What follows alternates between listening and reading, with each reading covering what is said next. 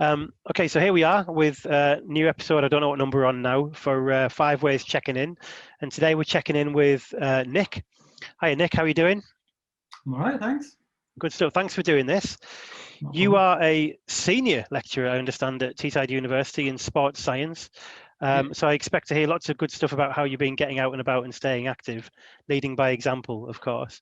But of course, today is talking about, we're just checking in with men in Middlesbrough, finding about how they've been sort of using well-being approaches to maintain their mental health, I suppose, throughout all this. Basically, when the lockdown, the first one kicked off, which was March, luckily it was kind of end of teaching anyway. So had the whole summer where there was like nothing at uni. New semester was supposed to start, and then lockdown got announced. So Yes. now it's all online sessions. So you just do like live sessions with the students. Yeah, as doing sports science, Yes. not amazing because you can't Yes. do the actual sports science bit. Yeah. And you've got a research lab, haven't you, in the university, which you would normally be Yeah. using, which you Yeah, mentioned there as so well. yeah, I mean, we were supposed to be doing quite a nice study where we're going to compare doing some maximal tests outside versus inside. I'd be more than happy to be an Mr. Average research guinea pig at some point if you ever need one. You always need me. Yeah. I know you do like fitness assessments at when the uni's in full flow. You actually do with all the gear, don't you? Kind of with the breathing and Yeah, I mean, the mask. as part of my job, I either work Yeah. with elite athletes. They Yes. come in and we assess them. Yeah. Treadmill, bike Yeah. usually. Yeah. And then we have like people like yourself. They pay Yes. a small fee. And Yes. then I put them through, their paces. And then you get a nice feedback sheet telling you like, how good you are. Fantastic. So you basically inflict pain on other people, and then use that research to try and help other people to perform better. Yeah, I mean, basically, years ago, I did a study where I compared two types of training. Okay. One was interval training, one was just continuous for people that are untrained. And Okay. obviously, interval training is a lot harder, Yes. but they were the same. So the message from that piece of work was actually you don't have to have a lot of pain to get a lot of gain initially. That's incredible. So that's absolute, and that's it. That's in concrete. So that's really interesting, actually. There is that element of with the training I do. It all tends to be in that sort of zone 2 training, where it's endurance basically. So you're just running or cycling for longer periods of time at a lower heart rate, so you can maintain that endurance level. So so in terms of what's the continuous measure that means those two are the same benefit? So is it amount of time you do it, or in that study, obviously, you have to bear in mind that these people were like totally untrained. okay? So they'd never done anything before. Yes. And you have to match it so that the work that they do is the same. Because obviously, if you do more work, then it's going to be better. Yeah. But continuous was basically half an hour it wasn't easy, but Yes. a sustainable level. Okay. And the other one was 20 times 1 minute, going pretty hard with 1 minute rest. Got it. And the improvements were around 20% improvements for both. Right. And this is once you get a bit fitter, yes, you have to start doing more. But okay. One of the things that we're working on is called polarized training. Okay. And actually found that most elite athletes, 80% is easy and 20% is hard. Okay. But the easy has to be actually be easy and the hard has to be hard. And most people kind of do like a mix where they kind of go like a little bit too hard, but not easy enough. But then they can't do the really hard. So they're kind of in the middle somewhere all the time. They're not pushing for that. They're not pushing themselves hard enough in that hard bit that you need to do. Yeah. I'll remember that because I know that the training I go by, it's about that 20%. It recommends about 15 to 20%. Very little of it being in that zone 4, zone 5 threshold as well. Interesting to know. You would be an interesting man. Anyone who's trying to increase their fitness, I would imagine you'd be quite a good man to know, Nick. So how does that, doing that type of research and doing that type of work, how does that rub off on your own being active and getting out and about at the moment? I mean, so like myself and my wife both love being outside. Both love cycling and running and hiking and everything. So I started running when I was about 15, 16. Okay. I was a bit overweight and just was bored of it. And I told people that I was going to run a marathon. Okay. 2 years later. Well, actually, it was like more like a year and a half later. Okay. So I had to do it. So I kind of started running. And ever since then, I've not had a period of, I think, longer than maybe 7 or 8 days where I've not done wow kind of exercise. Fantastic. So like essential. But the thing is, it's Yes. like you don't see it as something like a lot of people like see exercise as something that they have to do, but like it's something that I really enjoy and look forward to. And actually, sometimes, like you were saying, it's actually difficult because you want to do more, Yes. but it's not beneficial, to you to kind of do more because then you'll be tired and you can't do it. So The gains are in recovery. yeah, The gains are in and obviously, recovery. yeah, some people recover much better than others, and unfortunately, sometimes it takes a while. Are you so mindful of it, that you do it, that if you didn't do it, that you see your mood drop or your well-being would suffer Yeah, so yes. oh, definitely. If a period comes up where something's in the way that you can't exercise, you don't look forward to it because it's integral. I mean, I've been Yes. doing this for longer than I haven't been doing it. So Yeah. it started when I was about 15. I'm 41 Okay. now. So, I've been doing it for like 26 years Yeah. continuously. Yeah. And obviously your body is used to it. And actually, we're designed to do physical work. We really are. And especially with lockdown and not having the thing where you have to even go into work. Yes. If you just get up and sit in a chair, That's right. you're not going to feel good. Like, No. there's just no two ways about it. You're not designed to do that. So, it's really important to have like these little bits where you actually move. And I find myself like you fall in the trap where you're not feeling good, you don't feel like moving, you Yeah. don't, and then you feel worse. I like to meet someone. I really do. I'm inspired to meet someone who practices what they preach.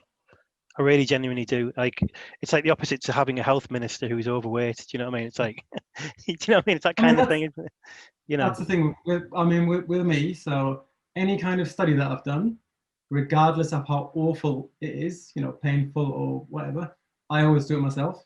Ah, right. Because I think if somebody asks me, oh, Nick, what you asked me to do, like, what does it feel like? And I'm like, I haven't done it. Do you find, just changing the topic for a second then, in terms of focusing your mind? I know that particularly part of sport psychology is very much integral now, isn't it, into elite sports? So Yeah. do you find yourself focusing on, practicing mindfulness or anything to help focus your attention each day? Exercising is one of the times where I do, you can switch off. And Yes. even if I'm working out and I'm just watching a video, it's still different from sitting in front of a screen and doing something. Yes. So yeah, I don't sit and like meditate. But, Yes. I've been doing, because basically one thing I started running again, and I hadn't run for 15 years. Wow. And God did my body remind me Yeah. I was not used to running. So one of the things that I've had to do, and it's been quite painful, is doing a lot of stretching and yoga. Yes, that's right. But actually, I wouldn't say like I'm like obsessed with yoga, and I'm not like like the people that are proper like into Yes. all that. But Yeah. just switching off and just relaxing, it really Yes. does make a difference. And even if it's just 5 minutes, Yep. I I understand that completely. And actually, it's about doing something which is, especially if you're doing something physical, you have to, and something that requires form, you have to focus on it, don't you? You have to focus on your positioning. You have to focus on that, and actually does actually take your mind away from it. And I agree with you about mindfulness. I think basically the idea of being mindful is about being in the present, really, and it can be about as much about breathing as it could be about reading a book, frankly, or cooking something. As long as you're focusing on was one just thing, gonna say one of the things that I found. I mean, I like cooking anyway, right? but we've been trying just to cook different things. It's Yeah. really, really healthy anyway, Yes. but kind of do the same things over and over again. And they're Fantastic. nice, but Yes. it's not exciting. Yes, We that's bought right. some cookbooks. And, you have to invest a little bit to buy some ingredients. Yes. But so most weekends I kind of try and do like a date night where I'll try and Fantastic. make something a little bit different. Very good. And I quite enjoy the process of like I'm in the kitchen and I have to like think of all the different steps, like what's going to go first, timing wise, Yes. when's that going to be ready. And then Yeah. the other day I spent maybe like an hour and a half, but it was really like it wasn't meditative, but it was Yes. like a really nice. I enjoyed doing it, Absolutely. and then I had something like a nice reward at the end from it. You've inadvertently drawn my attention to the fact that the 5 ways to well-being are brilliant, but it's very different. They're not in isolation. Like one activity that you do might cover 2 or 3 or even 4 of the 5 ways in that one activity. And you've made that point beautifully, because really what you're doing there is you're focusing, But you're actually learning if you're cooking new meals, new dishes, then you're actually teaching yourself something and learning something new at the same time as well. And if you cook it and it tastes nice and your partner gives you, that's lovely, that, you would hope, and that's the full picture, but it's possible she might go, that's actually awful, that, Nick, and it could Luckily, no. Yeah. It's been, so far, they've all been decent. Focus learning, is that something that you build into your life as well? I mean, obviously, your job in itself, of course, is lecturing, so I'm assuming that you're constantly developing your knowledge for your work. But what about on your personal side of things? Is that something you do as well? But as you can see with the bookshelf, and we have Yes. several, one of the things I've been trying to do is read and more varied. So like I was quite, I don't want to say obsessed, but I was really into like reading about cycling and sport. Okay. Because I think that's my thing, and I like learning it. Absolutely. But it's quite narrow-minded because you're just doing the same thing. So I've really been trying to like broaden what I read, and it's been like historical. And if you find an author like Matt Haig, I don't know if you've heard of him. Oh, Matt Haig, absolutely, yes. I mean, just loved his books. So I just went on Amazon and I was like, right, I've just ordered every single one of his books and I've just read the lot. Fantastic. It's not super expensive because they're like £5 a book or something. Yeah, they're all paperbacks, aren't they, now as well? Yeah. And just one of the things that's really been interesting me, and we were doing some research on it as well, is just the effect of the lockdown on sport and cycling, especially like e-cycling, and how training has changed. So we've actually done 2 surveys, which one's running and one's finished. One was just on the effects of COVID on like how people train compared to previous year. Okay. And there's one going on at the moment, just asking people if they do use like platforms like Zwift and others. Like Zwift, yeah. And I find that fascinating because a lot of people weren't doing that, but it's an excellent way to really like get immersed in something, and it's not boring. It's also very expensive, isn't it? And I know that I do it myself. You have to have a bike. You have to buy a smart trainer. You have to subscribe to the software. You need to buy a screen to run it on. You need to have a computer or a laptop or an Apple TV box to run it. It's not cheap, and so it is. It does mean that if you lack the resources, if you're let's say you're unemployed or on a low salary, or you have a family, it can be very expensive and therefore unreachable. So I completely agree with you that it's a solution for a lot of us, but if you don't have the resources, that can be a problem as well, can't it? And then one of the things that I decided, like I said, start running again. Because running is super cheap. Yes. And like you don't actually have to spend a lot of time either. If you do like 20 minutes, that's a good workout. The thing that you get a reward from improving. That's right. And if there's something that you've done all the time anyway, you don't really improve. Agree. So like trying something newer. Yes. It's class. People can use Couch to 5K that gives you, and there's variations of that, to do it even smaller steps. So you can incrementally build up running for 10 seconds, running for 20 seconds, walking for 30 seconds, and building up so you don't do your injury, but you build up the strength in the muscles that you need that you might not have used. And that's just such an important part. I think I've read a lot of research around men throwing themselves into things very quickly. So when they want to do something, they'll suddenly go, right, I'm going to go and run for an hour. I'm going to go on the bike for 3 hours and, get huge amounts of DOMs afterwards. And, you sort of get pains in the muscles and places they didn't think they'd get, or even injuries straight away, puts them off. And then they put the trainers away and never pick them up again. I'm decent at cycling. I can go out and ride for like 5 hours. So I was like, when I go running, it'll be the same. Yes, no. It wasn't. First run, crippled for a week. And actually what happened was... That's serious. I know all this, but I made the mistake. I was trying to go like too far for too long. So I kept getting like knee pain, ankle pain. And normally what I would have done is I would have like, right, I'm going to sack this off. Just going to cycle. This is like too much hard work. It hurts too much. But it was like, hang on, no. I'm going to see this through. And what I actually did do when I couldn't run because my knee hurt, I would go hiking.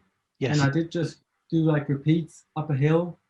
And then gradually it got better and better. And I think if it hadn't been for this and having something I wanted to concentrate on, I probably wouldn't have done that. Are you staying in contact with friends and family quite deliberately in different ways? So I grew up in Germany, but I moved to England in 1999. So I've got a few friends in Germany. So I've been staying in touch with them, not loads, but maybe slightly bit more than normal. Okay. But it's just kind of via WhatsApp. Yep. But with my parents and my sister, my parents live in Germany, my sister lives in Kent. We've kind of been trying to do a little bit more kind of, because normally we get together for Easter and Christmas and stuff like that. Right. So doing a little bit more of that. And yeah, it's probably not, I'm not doing that enough. Okay.